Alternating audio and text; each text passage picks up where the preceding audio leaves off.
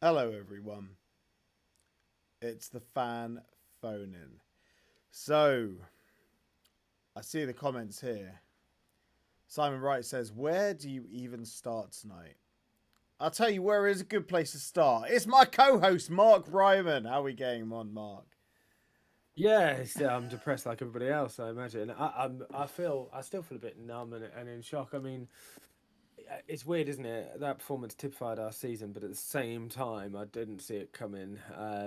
After the prior three or four games, I, I sat there and watched it and thought Rob Edwards still stand in the dugout at times. But we came into that game with absolutely little to no kind of preparation. And I suppose the one thing that did typify it was the complacency. We've still not had a statement out from the club, and it kind of makes me think that everyone just assumed we'd get it over the line um, without any real consideration that we were playing a good team, and it turned out that way. I mean, what really frustrates me in terms of the performance, we'll talk the whole season as people phone in, I think, is that even at half time, through a 3-1 down at half time, deservedly so, by the way. I mean, Miliali gets us back into it with a brilliant solo goal, but apart from that, that was the only thing we created in the whole half. Um, we're back, we're back against the wall, 3-1 down. Mengi is a disaster, as he has been for this season when he's played for the vast majority of the time. And Bell's reverted back to what Bell was like 3 or 4 weeks ago on that side, and we're being done by one of the best right hand side players in Tom Fellows in the league. We are missing a leader. And even though you might be able to justify Mengi starting ahead of Naismith, I mean, we discussed it. Neither of us wanted that to happen, but fine. You bring Naismith on, you get the experience on. And the frustrating thing is, we did score those two goals. Would have been level, would have stayed up. Instead, we conceded five in total, two in the first, however many minutes, 15 minutes of that half. And of course, then you're desperately hoping for Pompey to turn it around against Hull. It's just it's almost unfathomable how poor it was. Um, it just felt too much celebration at the end of the Coventry game, and I know there's got to be a parade around the pitch. It's the last home game of the season, but you know it felt a little bit like we were celebrating too early then, and obviously that turned out to be the case. Um, and I'm sure people will talk about the board and everything else for the season. Um, Whatever the outcome of this, and there's got to be some massive changes. A huge reset button needs to be pressed. Just one plea to Gary Sweet and the board, and that is please remember what how important the fans are, because if there's anything to go with this season apart from their complacency and, as you put it, hubris, it's forgetting the fans. We have been forgotten this season by the board. Um, we have made our feelings very, very clear to them, and we've been treated like idiots. And unfortunately, it's cost us our place in the championship. I feel let down and a little bit embarrassed at the moment. And it's going to need a big shift in all of those things for us to be successful next year, because that's no guarantee. Certainly not. Well, So there we believe, go. In a nutshell, yeah. that's how I feel. Well, but believe it or not, there's a party at Gary Sweet's house tonight. I feel it will probably be quite a somber affair. End of Wake. season, well, an end of season party gathering at Gary Sweet's house. Players, staff, no idea what they're going to be doing. But if Gary Sweet isn't pinning people up to the wall by their throats, essentially, he's done it wrong. Or if he's not telling them all, this one's on me, I messed up, Mm. then you know, you know my feelings on Gary Sweet. I think the guy needs to step away from the football side, focus on power court, where he's doing a tremendous job. Um, it's raw.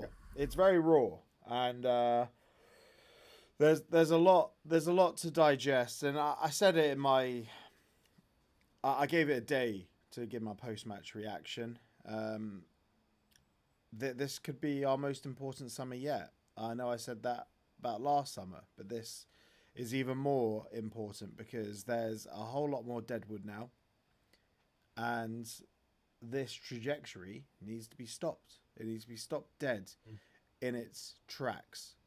And I get the feeling, and a lot of people might agree with me, if you cast your mind back to when Big Mick was in charge that first season in the conference, it could go like that. It's going to be incredibly hostile at Kenilworth Road with the fans. And keep in mind, I think Big Mick only lost 2 games at the beginning of that conference season. And the circumstances for why we're in the conference was completely different from why we're going to be in League One. Of course. Completely different. And Big Mick didn't get a chance, did he? He was gone after 10 games. And I get the feeling that's what it's going to be like next season. Essentially, the crowd are going to be on the team's backs, expecting wins every single game. Essentially, as soon as we lose a game, there's nowhere to hide, and everyone knows where the board are going to be.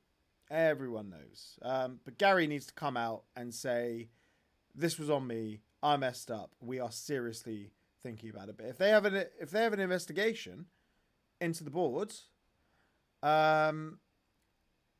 essentially they're not going to find anything, because I've heard from sources. I've heard from someone who is a personal friend of people on the board. I'm not going to say much more because I don't want to rat this person out. The checks and balances were gone at Luton Town Football Club. Essentially, Gary Sweet had carte blanche to do whatever the fuck he wanted. No one was telling him what to do. The decision to keep Rob Edwards, that was purely Gary Sweet. Every decision that's been made is Gary Sweet. He is the highest paid CEO. He was the highest paid CEO in the Championship, earning £1.3 million a year, which is a disgusting amount. He drives a Merc, not a Bentley, just FYI. And Okay. and the buck stops with Gary Sweet. I mean, there's a lot to be said about the players as well, but ultimately, this is Gary Sweet's mess, and he needs to own up to the massive shit he has done on the floor. Right. Shall we read some comments before we get some people on? Yeah? Yeah. Right. Yeah, cool. Let's get some other people's views on this. Right, Richard Dixon. Wait, whoa, there are quite a few. Hello, everyone. 82 watching. Yeah, I scrolled up. Bloody hell. Where should we start? David Henry. We got what we deserved. David Henry, we got what we deserved. Yeah, I think that's very fair. Yeah. The signings before the season were appalling. The likes of Hashioka, Waters, Baptiste, Moses, Anderson, Nordas have offered nothing. Previous signings like Mengi and Chong have been crap. Yeah, Mengi and Chong, common denominator, Manchester Academy. These players think they are the dog's bollocks, when in fact they are just bollocks.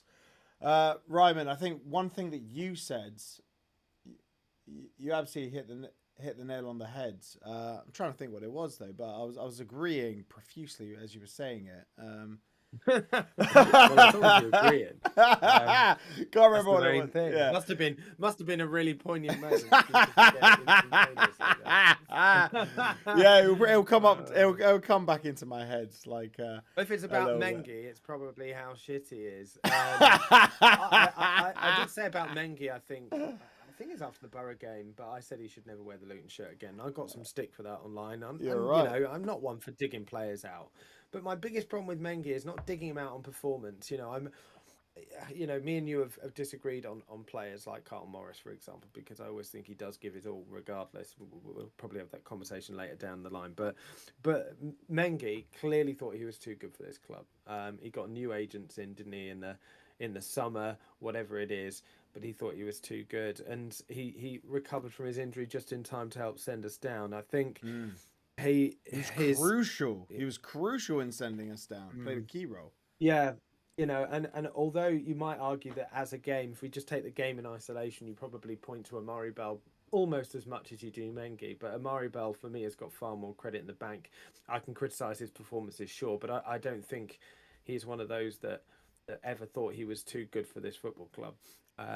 Mengi and Chong, certainly two of those players that clearly do, and as a result, have decreased their value. Yes, okay, the club's knackered for it, but them as well. They're going to face the harsh reality of getting some pretty shitty moves now as a result of that too. So I couldn't give two shits where all these players end up. No. They could end up at the glue factory for all I care. Glue factory's too good for them. Stevenage. Yeah, fuck off to Stevenage. Yeah, like back in the day. Do you remember when Stevenage used to pick up all our rejects like Jude Sterling? Yeah, that's what I was referring to. Yeah. Let's have them. Right, Callum says being forgotten about by the board since the Prem. Wait until the increased season ticket price in the next few days. Can you imagine that? Richard Dixon, Ollie, you were telling it like it is and no BS. Yes, you're right, Richards. I did always tell it as it was ever since that first game against Burnley. Right, welcome to my truth. Evening, chaps. Oh my God, it just jumped. Evening, chaps. Many fans have forgotten what we lost behind the scenes. Our head of recruitment left for Swansea. I don't think that fella whose name escapes me actually had any role. The one they wanted out. Yeah. Wilson? I can't think of his name. Paul Wilson, I think. I can't remember. He had absolutely nothing to do with our recruitment. Nothing. He was literally a glorified tour guide for new players when they arrived at the stadium. His role has been taken by James Mooney, who is equally as useless. There are a lot of useless people. Essentially, everyone's just a puppet for Gary Sweet. Yeah, I mean, look, we're going to point fingers at the board for lots of things, and rightly so. Operationally, we've been at a League Two level for a while. I think we talked about this on the commercial side of things. It's embarrassing, and it has been. Even when we went up, we didn't expect Chris Bell. Yeah, quite exactly, and you've talked about that quite a lot, and obviously his background with Wasps and the implosion there. I would say rugby union imploded generally, but yeah, it's not a great look, is it, to have that on your CV? And the debacle, we've talked about the kit loads, but it's not that the kit is the biggest issue. It's just a signifier of what was to come, and it is representative of everything else. Eye off the ball doesn't even come close, does it? It's so poor from all facets of the club. Recruitment's been terrible, absolutely terrible, for probably 2.5 windows, would you argue? 3 windows. It's been I mean, there's an argument, isn't there?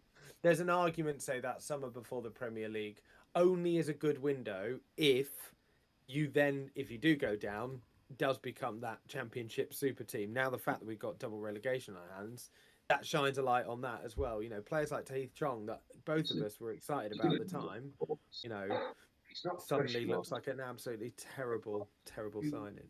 Yeah, absolutely. I brought in our first caller, which is Kamikaze Chaos. I realised I looked at the green room and we had like 6 people queuing up. Yeah, exactly. Kamikaze Chaos. Good evening. Can I get your name so I can actually shorten it a little bit? Hello. Good evening. Caller. Kamikaze Chaos. How you doing, mate? Yeah, can't really hear you. Are you in the bath? Yeah, sounds like you're in the bath, mate. We'll come back to you, okay? Yeah, he's gone. Yeah, we'll come back to him. Right. Let's bring in Lewis, shall we? Let's bring in Lewis. Can't really hear you. Oh. Evening, Lewis. Hello, can you hear me? Yeah, I can hear you. I'm not going to ask you how you're doing. Is it too soon to say I'm looking forward to Lincoln away? Yeah, probably. Honestly, guys, I'm just embarrassed, isn't it?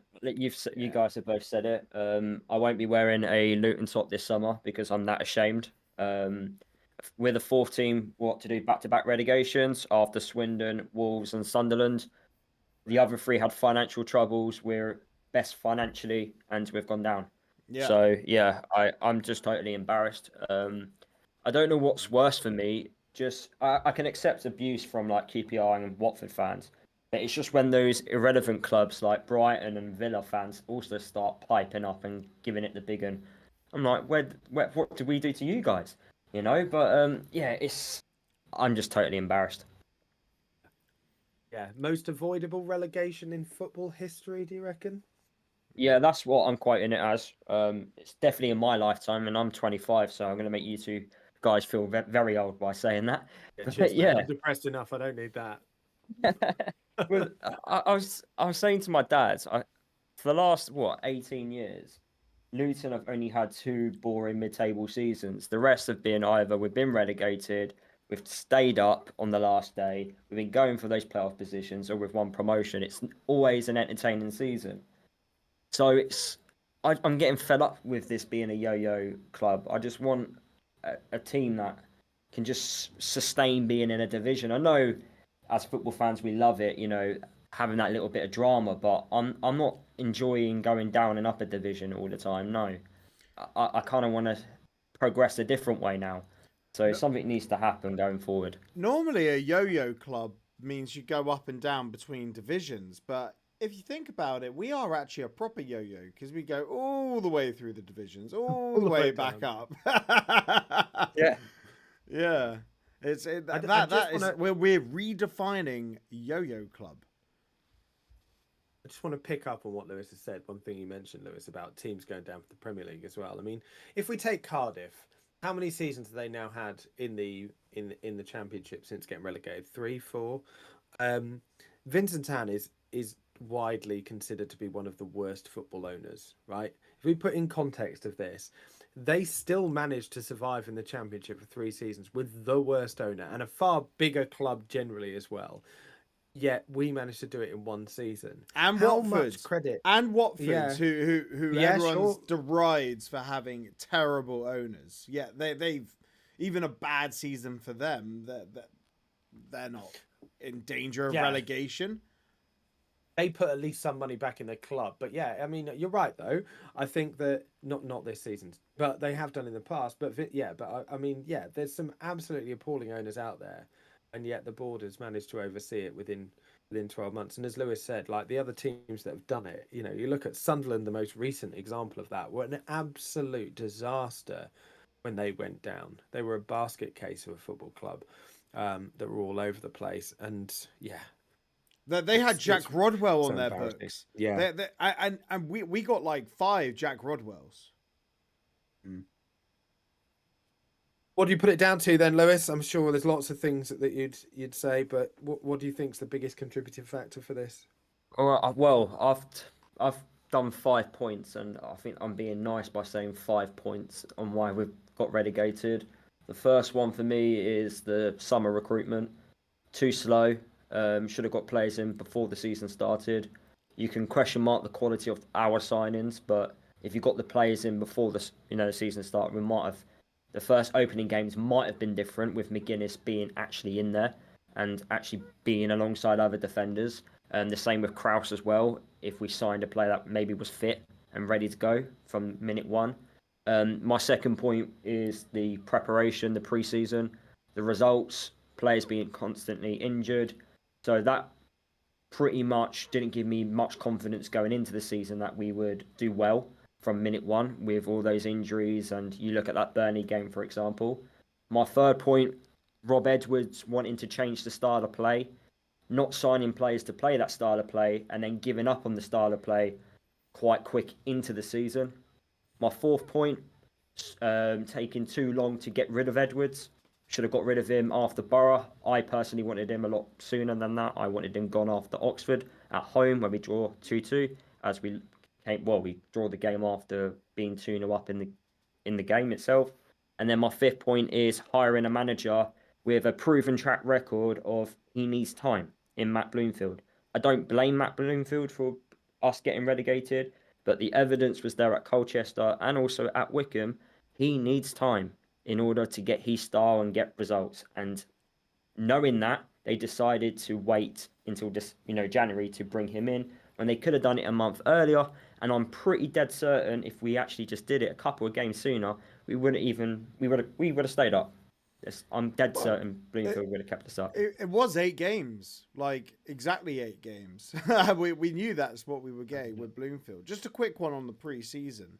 And I'm sure Slovenia is a beautiful country. All the videos that they take of the training ground in Slovenia, they're lovely. You see the players on their little bike cycling down the little stream to the river, and it all looks very picturesque and beautiful. I'll tell you what Slovenia doesn't have. Elite football clubs going to train there. We were playing pre-season games against bloody cheese farmers and goat milkers and whatnot, like it in pitches that had massive health and safety risks around it. That was a massive red flag. Like, don't go to Slovenia next season. Go somewhere proper. Go to a proper facility. Go where other English football clubs are doing their training camps. That's all I ask. Like, this isn't a stag do for a 23-year-old. This is a football training session to get ready for a league football. It's honestly pathetic that we keep going to Slovenia, and we've done it for the past couple of years, and it's one of those things that's just systemic of how much of a joke we are becoming. I agree completely, but I would also add the lack of competitive fixtures in pre-season, or at least fixtures against top-end sides. I mean, what was it? Really, Celta Vigo. That's it, right? And Celta Vigo, we got turned over. We did. But if we get turned over at the start of that pre-season by Celta Vigo because we're playing lots of teams, then at least the writing's on the wall a lot earlier. I mean, the writing was on the wall for a lot of us quite early anyway. But at least you can solve those problems. What is playing? No disrespect. Well, some disrespect. But what is the use of playing teams that are of the ability or of the level that we played? What does that tell us about our side playing in one of the toughest leagues in the world? Well, we lost to Goztepe. We lost to Goztepe, and Nelson had to score a brace late on. We lost to our house. In the middle of our street? Yeah. Right. in the middle of some hole in Slovenia. And we drew with Dundee United as well.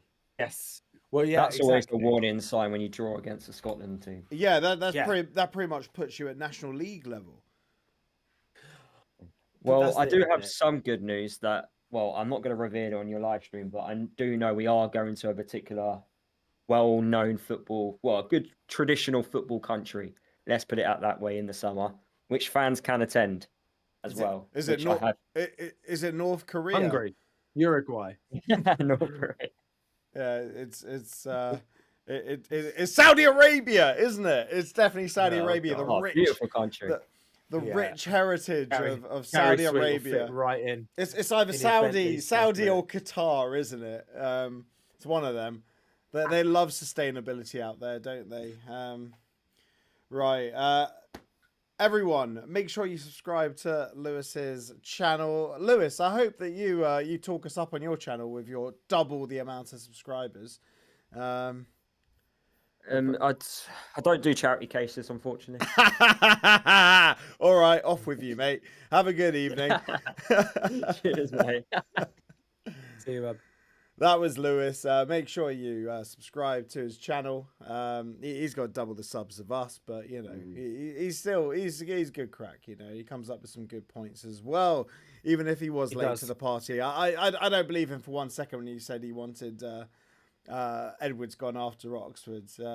He was refusing to say Edwards out for a long time. The same with Deggy. Well, yeah, I certainly did. Well, for me, Sheffield United had the writing on the wall, but either way, if he was gone by Borough, like everyone agreed with, I still think that's plenty of time. So even then, I mean, while you get this person in, by the way, Anthony Sampson's Ipswich took 3 years to come back up.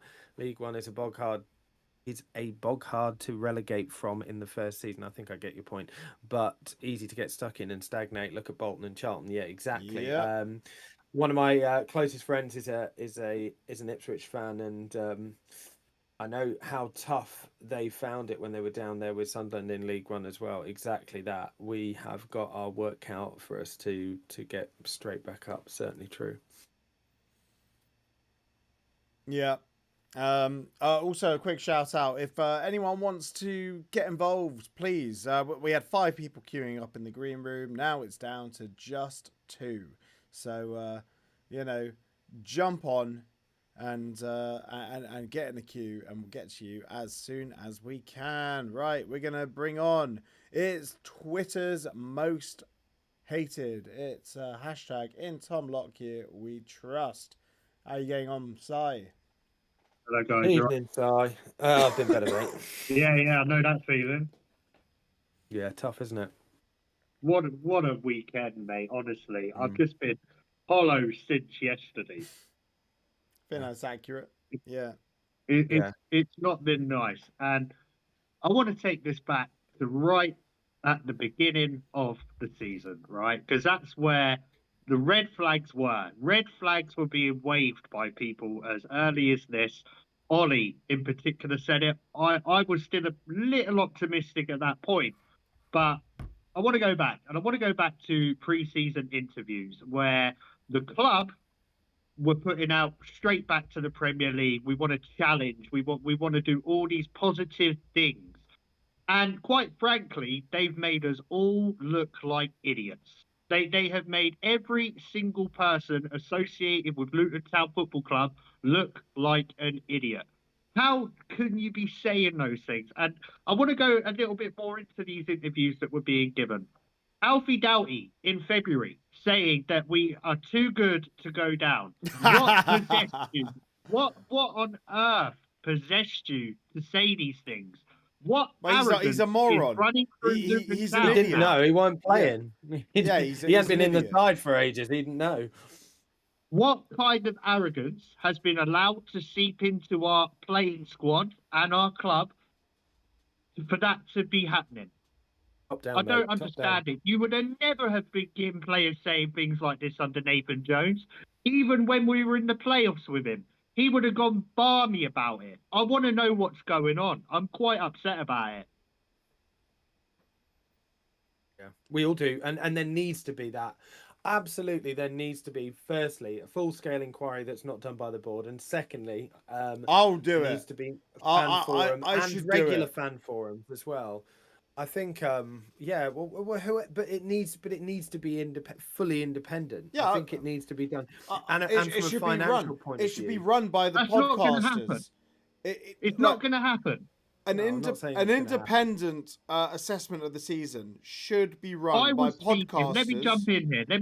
Go for I it. was speaking to a very, very well-known financial mind in the football world. If you know him, you probably know who I'm referring It's to, right? it's Kieran Maguire. You can drop It's the name. Kieran mate. Maguire, Yeah, right? of course. And I was chatting to Kieran Maguire about a couple of bits that were going on. And he said something really simple to me that I get. He went, they don't like people knowing what's going on there. And that's what he said about our board and the way we do our accounts and all this kind of thing. So there's just no chance we're going to be getting any kind of independent outside look at things because they don't want that. Clearly. Yeah, He funny needs to enough, go. Kieran Maguire said the same thing on our podcast at the beginning of the season before a ball was kicked. He came on the OK Football Show, and he said pretty much that as well. Yeah, and I said it earlier as well. Look, Gary has no one to answer to. Essentially, the board have all rolled over for him. He calls every single shot, and there are no checks and balances for him now. So, yeah, he needs something completely independent. It can't be the LTST because they're all long-standing mates of Gary Sweet. It can't be Owen the Town because Dave Gregory's son, Luke, works at the club. It can't be Oak Road Hatter because no one listens to them. Right. Why not get it all out at the end of the season? Why not? Absolutely. Well, why not? It's already crap enough. Yeah. Let's get it out. Yeah. Man. Let's I'm air all the dirty laundry. I'm feeling Yeah. it. I'm Well feeling name it. everyone we've pissed off I'll with. add well-known football accounts on Luton Twitter.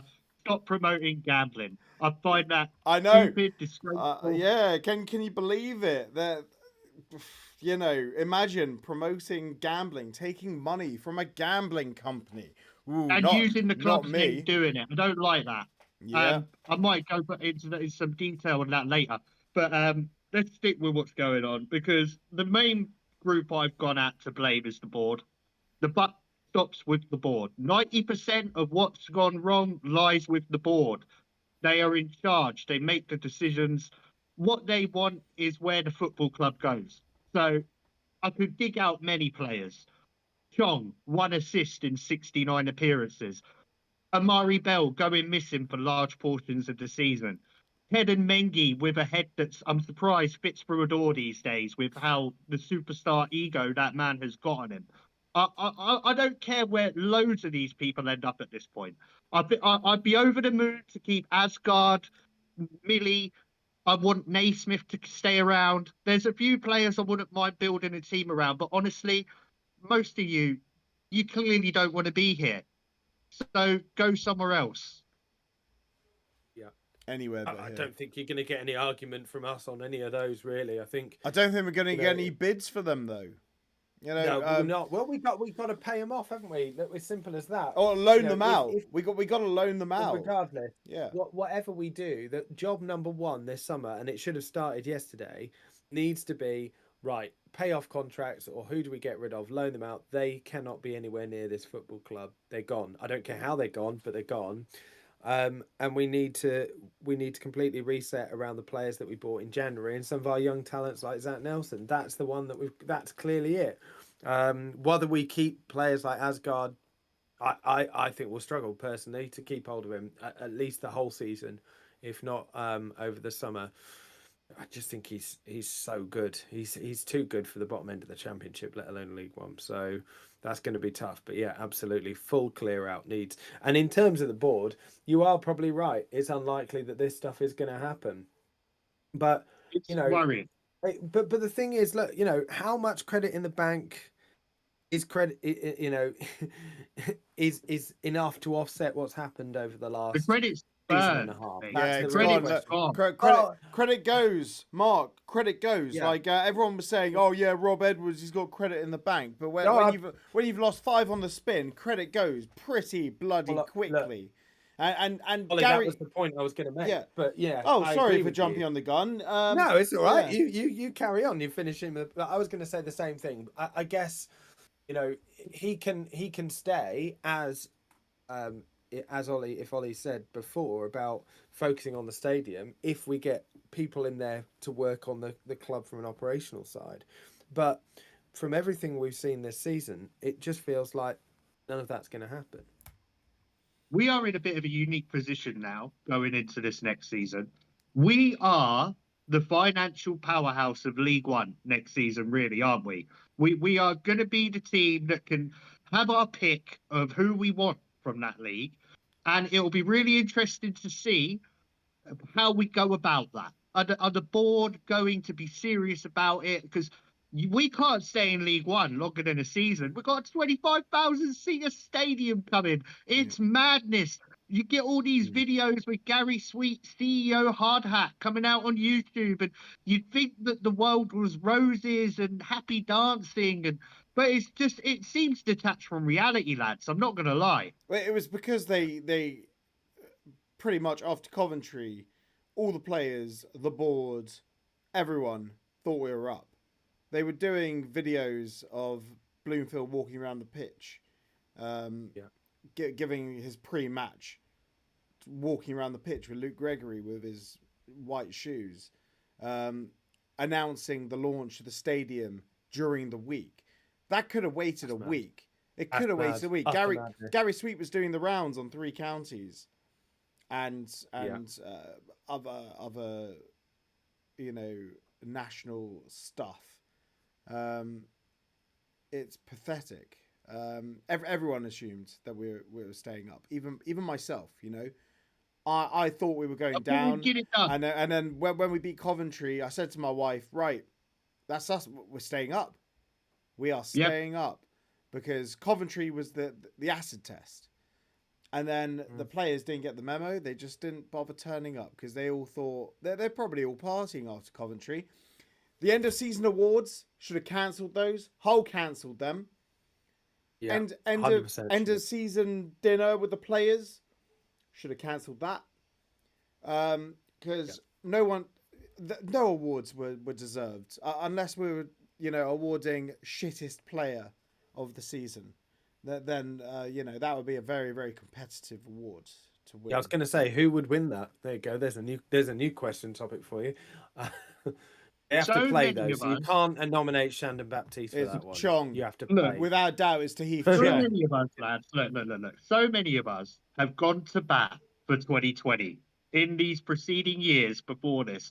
So many of us have gone to bat for them about how amazing they've done, what a wonderful job. They got all the credit they deserved at the time. They got it all. All of us would have defended them tooth and nail up until that Premier League season, right? And so for it to be such a wide gap between the playoff final and now, in regards to distance between club and fans, I just couldn't see it coming. I knew that they might get turned a bit by the Premier League money and all that, but I didn't expect it like this. This is a disaster. Yeah, I can assure you, with the sponsorships are going to go. The people wanting to sponsorship the matches and the match balls and all that. And all the people they pissed off when they demolished the executive boxes. Some people that had been sponsoring the club for years and had put money into the club and kept it going during the conference. All the people they pissed off and stepped over to get the big swinging dick sponsorships in. They're Dominoes. They're going to go crawling back to these people now. And I hope these people go, get away, because it's disgraceful. And Gary Sweet has to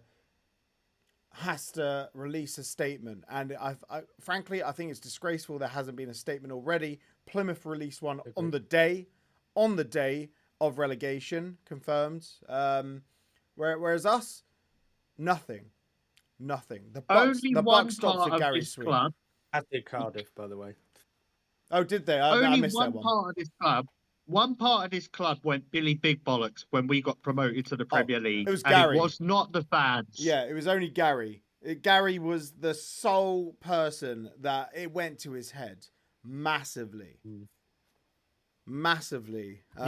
What's the guy at Brighton's name? Bloom. Tony Bloom. I just felt like he just desperately wanted to be Tony Bloom, didn't he? And Tony Bloom put his own money into the club. I don't think Gary Sweet did as well when they took it. No. Gary brought together a bunch of money men. 70% of Hatters Holdings is owned by Paul Ballantyne. He owns. He owns. Pardon me. He owns 83% of the shares allocated in Hatters Holdings. Gary Sweet, I don't think he put any money in. He draws a hell of a salary though. So Gary has become the figurehead of the club, and therefore his head is the one on the chopping block because I said it this morning on Twitter. People didn't like it. I said, head's got a roll over this. How can you not have a head roll at the top over a situation like this? It'd be mad. Yeah, it's the most embarrassing thing that's happened in football for a long time. Leicester getting relegated 2 seasons after winning the Premier League. That was embarrassing. This is a monumental. We're a laughing stock. Yeah, you should see my replies on Twitter. I've had a nice muted notifications for a couple of days to offset this. Yeah, listen, I mean, as well, the Leicester owner died in a helicopter crash just outside the stadium, and that was the beginning of that happening. With every other example we can think of, there's a catastrophe. There has been something. Yeah, exactly, an external factor that has led to this happening. The only thing that's caused this is the arrogance of one man and. Well, there was the Tom Lockyer incident. There was the Tom Lockyer incident. Yeah, you can probably say that majorly affected our relegation from the Premier League, which which I can accept, and probably it did affect Rob Edwards' mental health as well. I completely accept that. But then, and the same with the Rob Edwards thing, you know, we've had this discussion back and forth so much, is that regardless of how bad a job he did this season, it is up to the board then to step in and make the right decision. It's not up to Rob Edwards to sack himself. That is not going to be the case. So he yeah, was asking for it. Yeah, he can ask for it all he wants. Did you guys see the Carlton Morris interview? No, I don't want to see his face. I've not watched anything. I've seen that it's out. I've not watched Matt Bloomfield. I've not watched Carl Morris. I would recommend watching it because there's some stuff he said in it. He said there were multi factors. I think I watched it because he said there were like 7 things he doesn't want to talk about. So what has gone on? He said several, not 7. Yeah. Players. There are 7 things. It's like saying from Mean Girls, he's getting the burn book out. You know, Tahith Chong, he is a fugly bastard, and he needs to tweeze his monobrow. Yeah. All our issues were early on, man. I do think Joe Taylor something went on with him. Something major went on with him, Joe Taylor, early on. You know what happened with him. Yeah, and it's just been a gradual decline ever since. I think Joe Taylor being sold, that's probably the only good thing we've done this season, getting $3 million for him, and he's gone way off the boil. Yeah, that's probably the only good thing we've done this season, bring in $3 million for Joe bloody Taylor. But, you know, we should have brought in someone that was ready to hit the ground running, because Elijah Adebayo has been pony. Carlton Morris is finished. Yeah, it's absolutely shambolic. And what do you make of Tahith Chong getting his first assist for Luton Town yesterday? Putting himself in the window, isn't he, mate? Wow. Yeah, right. I don't know who would take him. He's built like a teenage girl. Honestly, he's got the hair of a teenage girl as well. You'd like to think, well, I'm not being funny, lads. For me, we have to go up automatic from League One, and anything less is another abject failure. Well, don't you? I don't know if you heard what I was saying earlier.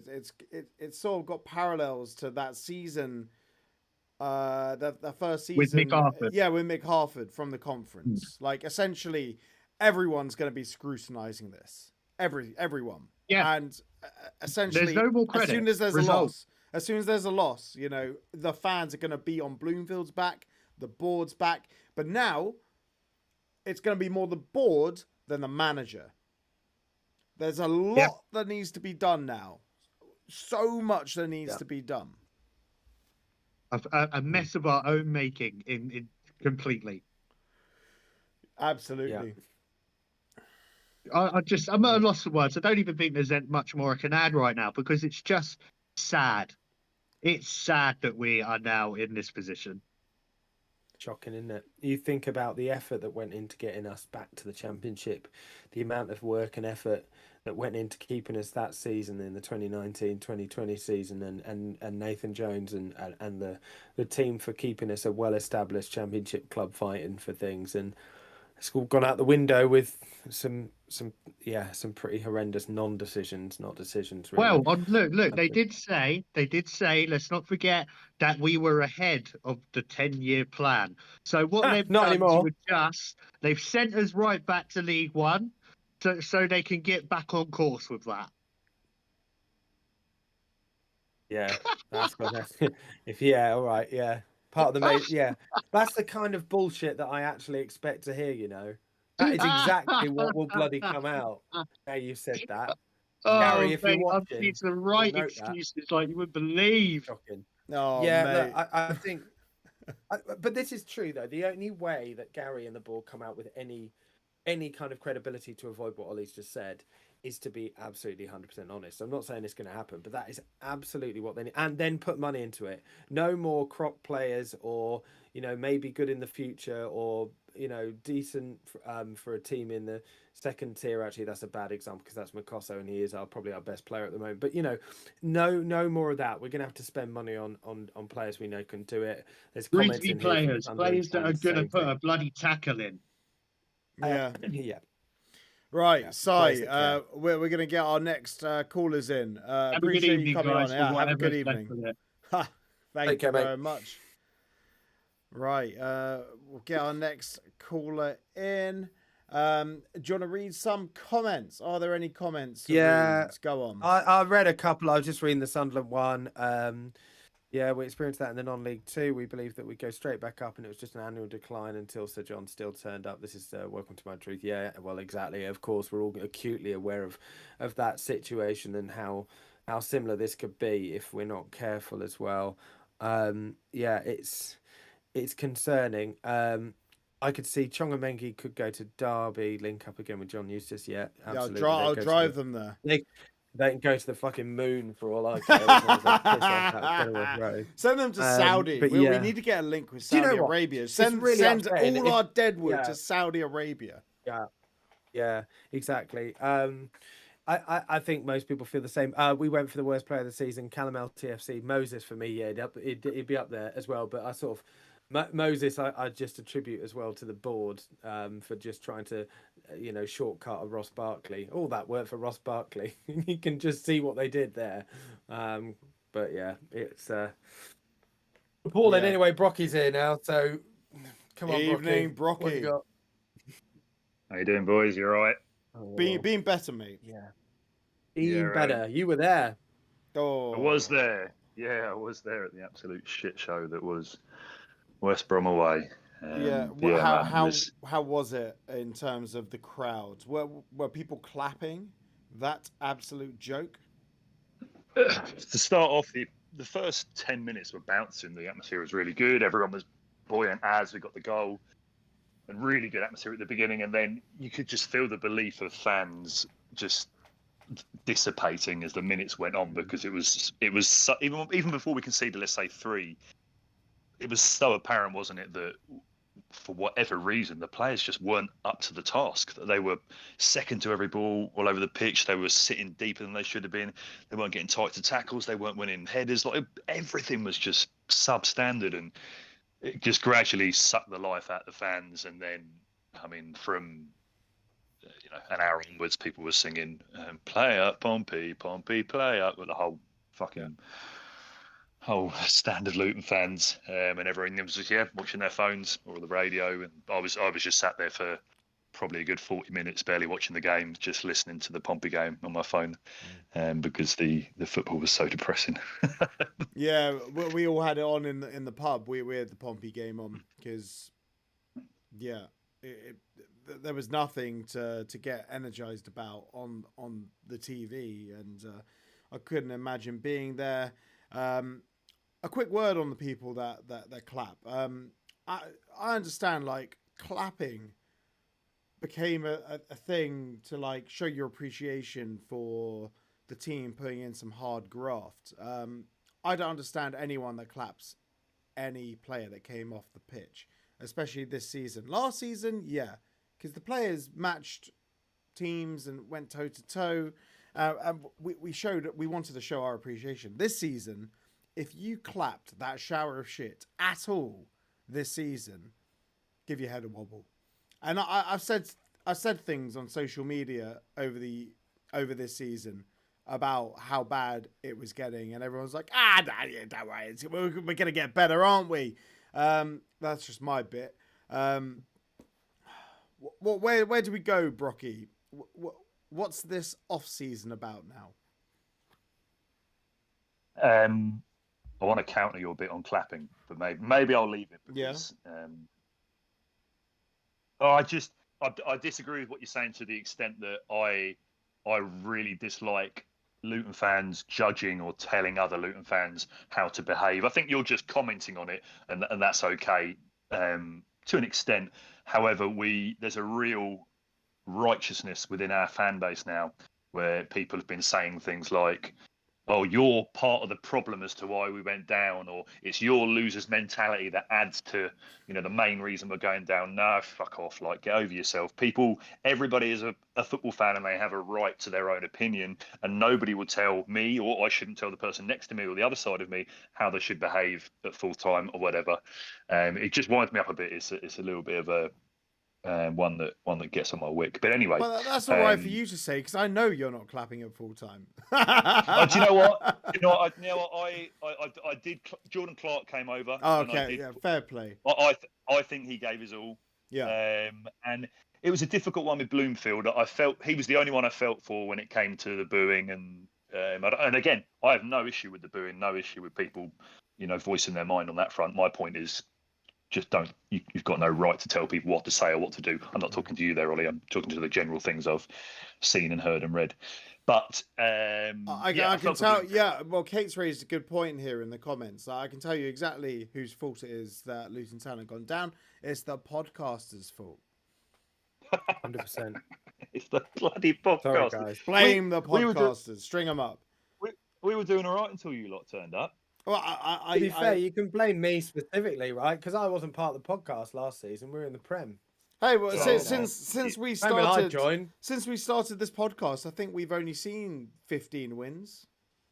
Yeah, we've only scored 3.5 goals. Yeah, in 2 seasons. Yeah, sorry, guys. But yeah, I felt for Bloomfield at full time because he was really taking it on the chin, and I don't know if he deserves that just yet. I feel for him. I think he was parachuting. Was there a lot of genuine question? Was there a lot of abuse then for Bloomfield specifically, or was it general boos? The kind of really aggressive, specific, blasphemy towards people wasn't towards Bloomfield when he came for. But that is when the boo started. When he walked forward and the boo started then. And it just got worse and worse as other players arrived. Mengi decided it would be a good idea to wave goodbye, which he did, to which the volume went up in the crowd about tenfold, as in booing. And then he had the front to just kind of stand there and eyeball Luton fans as he was being quite clearly booed. Really? And to have some nerve just to stand there and eyeball fans after, how poor he has been. I thought, that speaks volumes of him, really. He's never... Well, actually, let me read this out quickly. Ricky Hill just posted something online, and I thought he probably knows a bit more than we do inside the club, and 2, what he said's pretty bang on. No, I'll just tell you, Ricky Hill knows nothing about what's going on inside the club. He's not allowed through the door. Well, he doesn't get the red carpet. He has to buy his ticket like everyone else because he's on Gary Sweet's shit list. Just saying. Oh, dear me. Yeah. Well, anyway, he said, wiser people than me are trying to put their fingers on what exactly happened. Knowing what made success possible during our time, it seemed that a collective identity and philosophy that players were expected to adopt throughout the season was missing. Yeah. Is what he says. Well, it's because he had David Pleat as manager during his time, and he had a great captain in Brian Horton, whereas we had Mr. Group Hug, Rob Edwards, and Mr. Lexagon, Carlton Morris. Do you know what? I looked at Morris yesterday. We were 3-1 down. Someone went down injured about 5 minutes before half time. I think I can't remember who it was. And I remember thinking, come on, Carlton, get the players together, smash a few heads together, get people going, kick people up the arse, or give someone a cuddle on a shoulder to lean on if they need it. Whatever it is, get people around, get them moving. And he didn't. He stood there talking to the West Brom players. And I'm like you, Mark. I'm not here to solely dig out Carlton Morris. There's far bigger problems at our club now than him. Even though I do think very much so. He's the worst captain in our history. He's the worst. I was going to say, Ollie. He's not a captain. He's not the worst captain in our history. He's not definitely. I don't think he's the worst. But can you name a worse captain, Ryman? Not at the moment. Yeah, I'll give you until I'll give you until the end of the show. You can come up with a worse captain. I'm sure I can. Don Hutchinson. No, Don Hutchinson gave his salary to promote our youth team. He did. He seems like a thoroughly decent bloke, to be fair. And so does Carlton. Carlton Morris seems like a thoroughly decent bloke. I don't disagree with what Ollie said about him being gone and all of that stuff. He is a middling striker. He's been relegated 3 times in the last 4 seasons. And he's a middling striker. The peak of his career, he got it tattooed on his arm. Because that is the peak of his career. Other than scoring double figures for Kingstonian or whatever rubbish team in Scotland. But come on, look. My point still remains is that his attitude, like Clicker's and like others, even when it was going wrong for Clicker at the start of the season, isn't the problem. The attitude of people like Mengi, they're the players we need to be digging out. I agree with you, but I think that's down to other people to make the decision that Morris shouldn't be captain. A bit like it's down to the board to make the decision to get rid of Edwards. I think Carlton Morris, for me at least, he came across as someone who genuinely cares.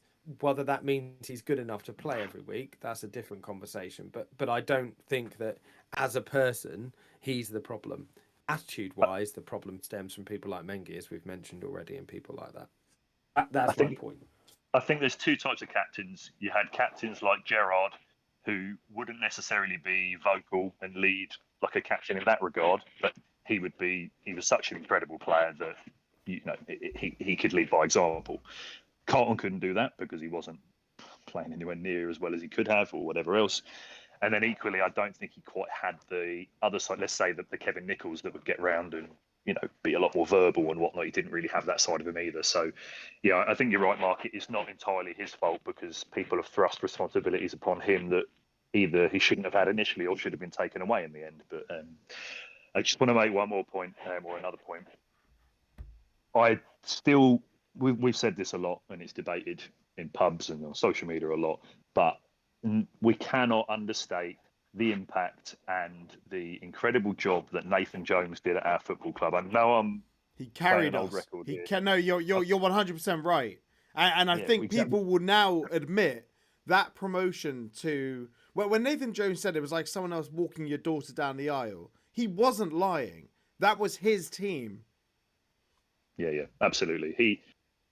I know people are fed up of hearing this, but I'm saying it because we're going back down to League One, and I think we'll now see how difficult it can be without a manager of the quality of Nathan Jones in League One. I think Bloomfield stands a really good chance of doing well, and I think he's shown that he's able to turn it around, and I think there could be a really positive future with him. And therefore maybe harking back to Nathan Jones is a mistake, but I'm just making the point. I think they carried 2020 and so forth. He carried 2020 and the club so much higher than they should have. Yeah. And Gary was ready to take the plaudits. He took the plaudits for Nathan Jones's abilities and what Nathan Jones did. Most of our success, there's a reason why Nathan Jones has managed the 3rd most games in our club's history. I think it's Pleat. I can't think who first is. But NJ is 3rd on the list, 2nd to David Pleat. And I agree and disagree with you both on one point on that, and then we'll move on. I agree with you completely on Nathan Jones and the culture that he's put into the club. I disagree still that Rob Edwards did nothing with that team. I think he was a good again. We talked about Lockyer actually. No. Look, it's the same as saying Mick Arthur did nothing in League One. I don't think that that he changed a huge amount, and neither did Mick. But he gave him the freedom that Nathan Jones didn't have. Nathan Jones was not good at getting us over the line. He's shown that on a couple of occasions, particularly that Blackpool playoff. And I think that's part of the intensity that comes with him. I think that's a personality thing. I'm not having a go at him for it, but I think the freedom that Mick gave us in League One allowed us to get promoted then. And I think that Rob Edwards did a similar thing. I think it's easy to be revisionist about this, knowing what we know this season about Rob Edwards. And I also truly believe that Rob Edwards as a manager has been permanently changed by what happened to Tom Lockyer. I really, really do. I'm not suggesting that he was a brilliant manager, but you don't get two separate clubs promoted if you are that bad. I'm sorry. I don't think that... I think he should have gone earlier? Ollie, you're well aware of my viewpoints on this. I just don't buy into the fact that he was absolutely the same guy after that happened in the Premier League, and I think that he did have a big part to play, not only in the season, but also that particular game at Wembley as well. I don't see Jones getting us through the penalty shootout and everything else personally, but that's just my opinion. No one will ever know, will they? But yeah, Rob Edwards, it's going to be a long time before he can come back. We'll find a lot more out about Rob Edwards when he eventually gets his next job. We'll be watching keenly. No, I agree. To be clear, I think he came in and he was the right character. He was the right personality for that point in time.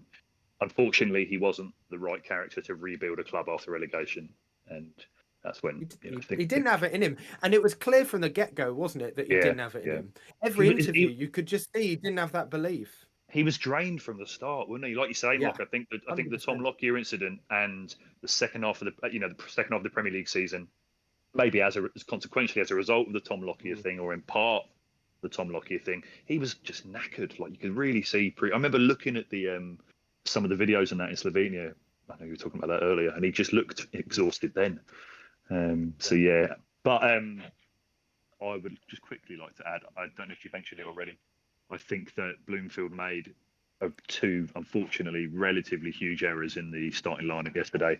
Naismith, he looked angry when he came on, like really angry, like properly vexed. You could see that he was so annoyed that he didn't play a bigger role in the game. And not just saying this because I don't particularly like him as a person, but I don't think Walsh was the right person to start yesterday either, and I think that showed. I think him and Clark in that centre mid were just completely overrun. Obviously, West Brom worked out that if they moved it down our left, that they were going to have a fair bit of joy. But yeah, I think we're not starting Naismith was a huge error, and then I would argue on a lesser basis that Walsh shouldn't have been starting either. We should have had someone like Fanny who would be a little bit more solid in midfield. And one last thing to add. Makoso before the game looked terrified. I really felt for him actually. I thought that he looked really nervous in the warm up. He was coming over by the fans, and he looked really nervous. He's a young kid, isn't it? It's difficult to justify it with Makoso as much, although lots of people would call him for Burke, but he's played so well. I mean, Ollie and I both said in the preview that we'd start Naismith, so we pretty much said exactly the same thing as lots of fans said for the same reason. Particularly, Mengi, since he's come back for me, hasn't been particularly impressive. He's been lucky that he's been surrounded by other very good defenders who've bedded themselves in, but he's made mistakes in the last two games as well. I wouldn't have put. There was a massive game. You needed all your experience on there, as much as possible. Well, I said that, and I wanted Clark to start for the same reason. Big game players. I probably would have started Walsh, but the other thing that concerned me in terms of Bloomfield's decision making is they're not changing it. Is that, as you said, Mark? I don't know when Naismith came on, but it was about 75, 80 minutes. There wasn't much left of the game, and it's like, as I was saying earlier to Ollie, we were 3-1 down at half time. I would have made it before that.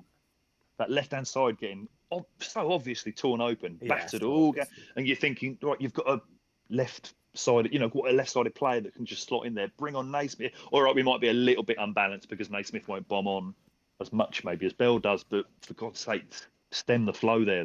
We're getting absolutely battered down the left. That's one small thing that concerns me with Bloomfield is his in-game decisions. Slightly questionable at times, but I think it's something we can develop and learn over time. I'm not worried about that. Well, big part of this is we had no one, no left back, no right back. Walters, not good enough. Hashi, not good enough. Joe Johnson, not good enough, sadly. And Bloomfield's bombed them all out as quickly as he could. Ryan Giles, he'd been bombed out already. Alfie Doughty injured, and I said this before the season even started. I said, if Doughty were to lose form, get injured or sold, who do we have there? No one. And lo and behold, it came to fruition because we were over reliant on Doughty. When Doughty did come back, he was so obviously unfit and overweight, and he was not the same player. But Yeah. That is. If you No, could, all of those. that is Can't it. disagree with any of that. if you could name 5 players you want to keep, boys, who would they be? Can I go first? Because I've done this. Yeah, you do McGuinness, it. Asgard, Ali. I actually did this earlier. Makoso? Makoso. Yeah. I can give you all 8 that I said I would keep. Baptiste? Baptiste is the first name on the team sheet next season. Oh, for sure. Yeah, 100%. Like, I love Baptiste. I think about him almost every minute of every day. Okay, so my list. Here we go. Cal Naismith.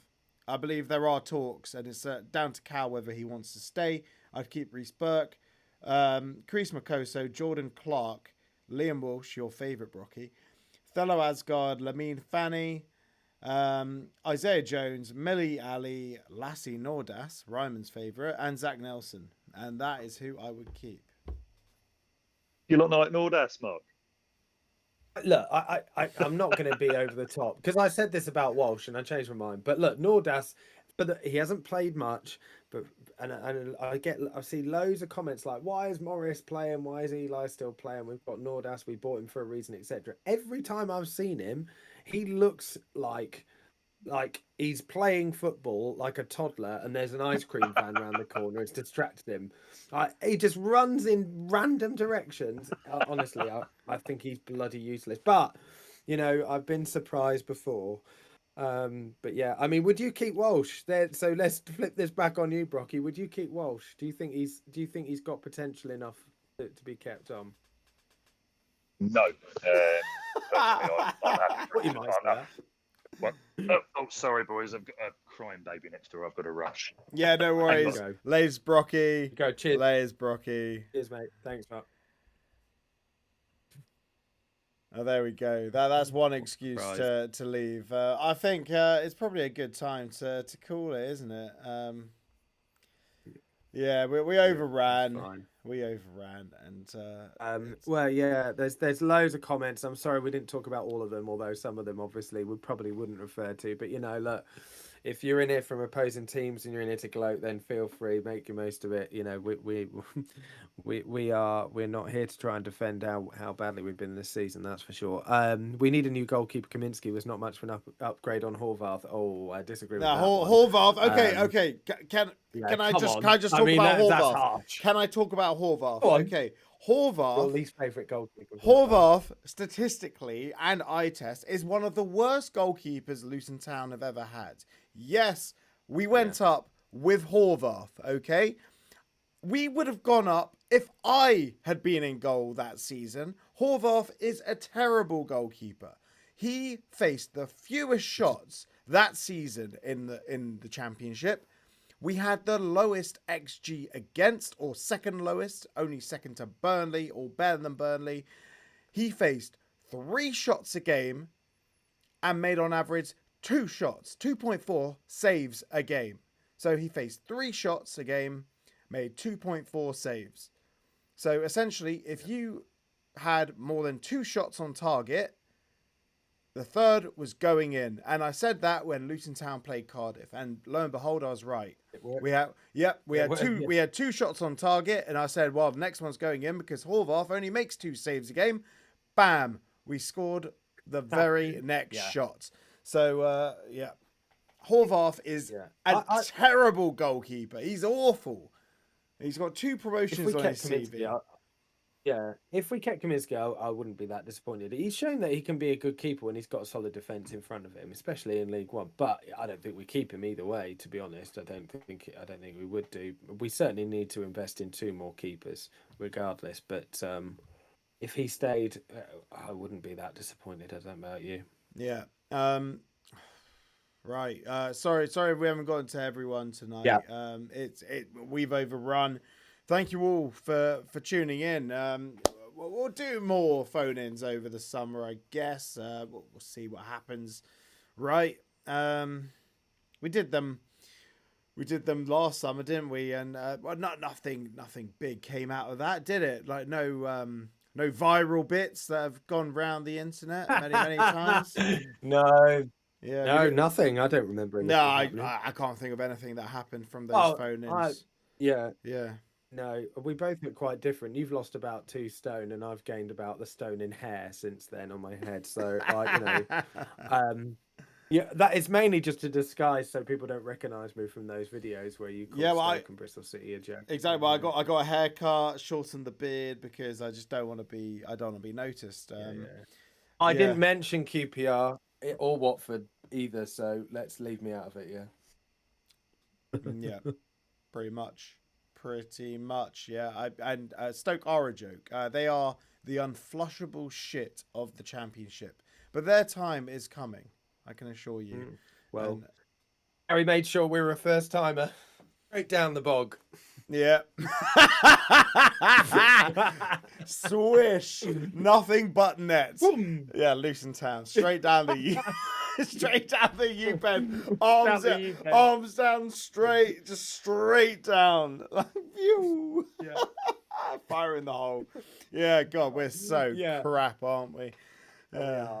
Oh, dear. And I know we run over, and I know we say this a lot, but I just wanted to make the point that genuinely relegation is tough and football is tough, and I know there are lots more other important things happening in people's lives, but sometimes football is the one thing that keeps you going, or the one thing that can feel like you're going to be tipped over the edge. So genuinely, it's been a tough weekend for people, and reach out and talk to people, please, because it's not easy. It's not easy, and especially if this is a huge part of your life, as it is for loads of us as football fans, make sure you've got someone to talk to. Yeah, we're trying to like cheer people up with our content. You know, we keep it light. Yeah, we keep it light, and you know, we try not to get too deep, too depressing. Try to keep some levity, even though sometimes I do get depressing. I can't help that, but you know, everyone, make sure you do talk to people and focus on the positives, because we're gonna win League One next season. Yeah, I say that we're gonna finish rock bottom, innit? No, jinx us for the playoffs have started. Cheers, mate. Right, I know. Scar Gray says Lock here to return next season and boss it. You heard it here first. Scar Gray, he's out of contract. He's out of contract at the end of this season. So he's not coming back. Thank God. Anyone that's touched the Premier League, get out the club. Back-to-back relegations. Get out. We don't need those people here, but I don't think they're going to be staying. Well, I don't think they're going anywhere, are they? I'm joking about Luton Town bossing the league next year. We'll see what happens. It all hinges on the summer. This is the most significant summer in recent history for Luton Town. It really is. But I just want to say to everyone, I said it at the end of the Luton Town show. I said it. I don't think I said it in my reaction yesterday. Thank you for joining us this year. Hasn't it been great, Ryman? You know, we smashed 2,000 subs, and it's been tremendous. It's been great to have people's company. Yeah, it's been tough recording these at times, but it's been great to have people on, particularly in the phone-ins. Always the most enjoyable part, definitely, just to have other people's views. Yeah, thanks a lot. Keep it going next season. We're going to need it. Well, we've never hidden. We never shirked our responsibility in creating content. We never... Every week. Yeah, every week we're here. We're here. And well, you are. I'm on holiday sometimes, so you know. Well, they pay you too much at that school of yours, don't they? With the holidays and everything. Well, we keep the content coming. You know, we have a great team here. We all contribute. Editor Kate as well, who's in the chat. You know, she's done a tremendous job this season, really taking us to the next level. But we're always here, and we'll keep going. And you know, even if next season we only see another 8 wins or 10 wins, you know, we'll keep going, and we just want to keep creating bits and pieces of content for you guys. So yeah, hit that subscribe button, and have a great end of season and off season. We'll be doing bits for the playoffs though, and you know, we'll be reacting to signings, Luton signings, and bits of Championship news as well, and maybe some bits from League One. Who knows? It's a whole new world for us, isn't it, Ryman? It certainly is. Yeah. Yeah, that's one thing's guaranteed. But no, really enjoyed it, and yeah, more to come. Definitely. More to come. Everyone, thank you all for tuning in. Stay safe. Have a good bank holiday weekend. Yeah, it's bank holiday tomorrow. Most importantly, come on, you Hatters.